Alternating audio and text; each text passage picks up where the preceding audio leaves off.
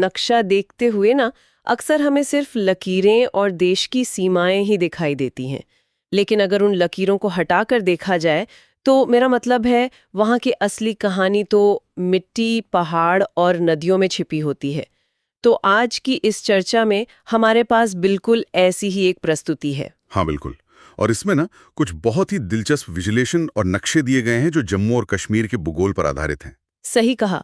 तो इस गहरी चर्चा का मुख्य मकसद यह समझना है कि आखिर इस धरती के स्वर्ग की जो भौगोलिक संरचना है वह असल में काम कैसे करती है। हमारी स्रोत सामग्री बताती है कि यह भारत के बिल्कुल उत्तर में स्थित है। बिल्कुल ठीक कहा।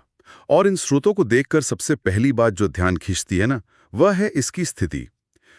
इसकी सीमाएं पाकिस्तान और चाइना दोनों से मिलती हैं। और ये सिर्फ कोई आम कोना नहीं है नक्शे पर, है ना? जैसा कि अक्षांश 32 डिग्री नॉर्थ से 37 डिग्री नॉर्थ और देशांतर 73 से 80 डिग्री ईस्ट दिखाता है। हाँ हाँ, एकदम सही।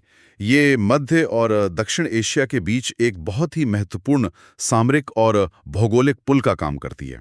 और इस पूरे क्षेत्र को मुख्य रूप से 3 भागों में देखा जाता है: जम्मू, कश्मीर घाटी और लद्दाख। अच्छा, तो इन विशिष्ट जगहों के कारण इसे केवल एक राजनीतिक सीमा नहीं बल्कि एक विशाल पहाड़ी किला कहा जा सकता है। किला बिल्कुल सही शब्द है, क्योंकि इसमें हिमालय जैसी दुनिया की सबसे ऊंची पर्वत श्रृंखलाएं शामिल हैं।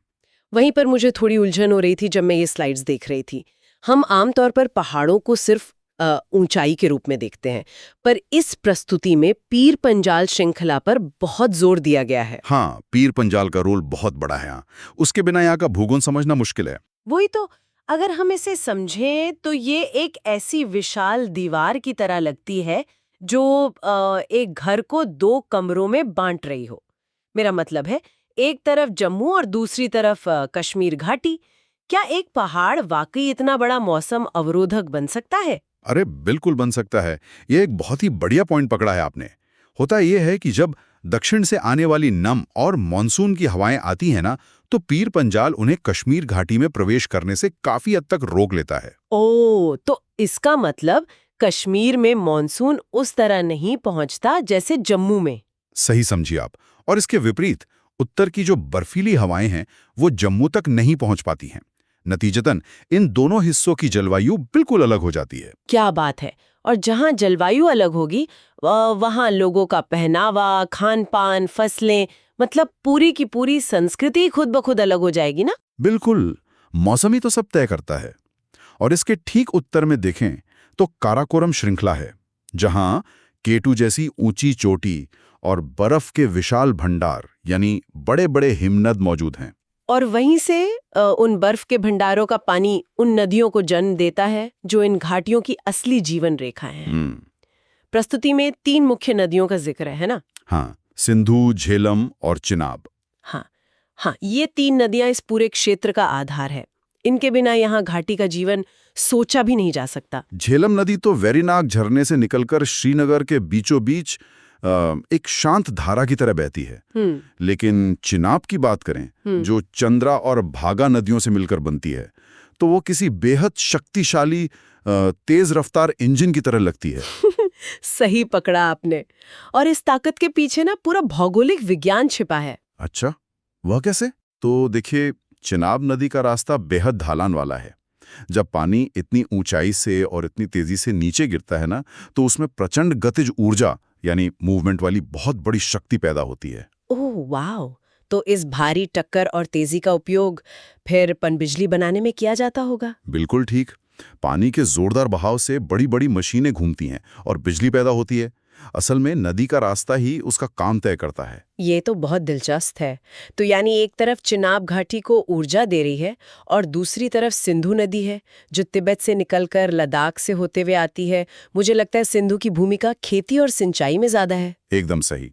सिंधु नदी का प्रवाह विशाल जरूर है, लेकिन उसकी ढालन क्रमिक है, ग्रेजुअल है, जिससे उसका पानी खेती की जमीनों में आसानी से मोड़ा जा सकता है। वहीं चिनाब अपनी तेजी के कारण ऊर्जा का स्रोत बन जाती है। तो इन सभी बातों को मिलाया जाए तो आखिर में यही समझ आता है कि यह क्षेत्र सिर्फ झीलों और सुंदर नज़ारों के लिए ही धरती का स्वर्ग नहीं है। सही बात है। इसके पीछे एक पूरा विज्ञान काम कर रहा है। हाँ, यहाँ का भूगोल एक बेहद सटीक संतुलन पर खड़ा है, जहाँ हिमालय और पीर पंजाल की दीवारें मौसम और संस्कृति को दिशा देती हैं, और चिनाब, झेलम जैसी नदियां इन घाटियों में जान फूंकती हैं। मैं पूरी तरह सहमत हूँ। ये पहाड़ और नदियां एक दूसरे के बिना अधूरे हैं। काराकोरम के हिमनद पिघलते हैं तभी ये नदियों को अस्तित्व मिलता है, और वही अस्तित्व यहाँ के जीवन को संभव बनाता है। ये सच में हैरतअंगेज है। लेकिन यहाँ एक गहरा सवाल भी उठता है, जो स्रोत सामग्री के विश्लेषण से आगे की बात है। जिस तरह काराकोरम के बर्फ के भंडार इस पूरे भौगोलिक संतुलन का आधार है, तो सोचिए अगर भविष्य में जलवायु परिवर्तन के कारण ये बर्फ तेजी से पिघलने लगे। यह तो एक बहुत बड़ी चिंता का विषय है। धरती के इस हिस्से पर असर पड़ना लाजमी है ना? अगर ग्लेशियर्स कम हो गए तो चिनाब की पनबिजली और सिंधु की सिंचाई व्यवस्था पर आखिर क्या असर पड़ेगा? आने वाले कल में इस भौगोलिक स्वर को खुद को इन बदलावों के मुताबिक कैसे ढालना होगा? ये एक ऐसी चुनौती है जिस पर किसी को भी गहराई से विचार करने की जरूरत है।